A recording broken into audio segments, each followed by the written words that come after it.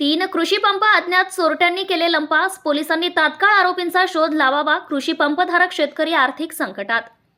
उमरखेड तालुक्यात बोरी पुलाजवळ चोरट्यांनी शेतकऱ्यांचा गैरफायदा घेत 13 डिसेंबर रोजी 3 शेतकऱ्यांचे कृषी मोटार पंप लंपास केल्याची तक्रार उमरखेड पोलीस स्टेशनमध्ये प्राप्त झाली.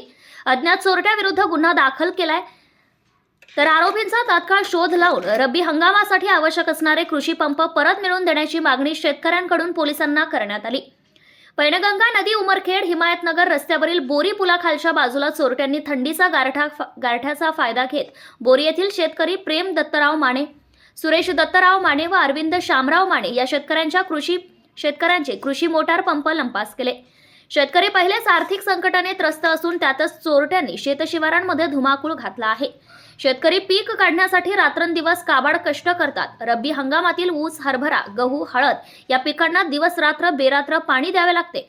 प्रतिनिधी निलेश पिलवंट, उमरखेड.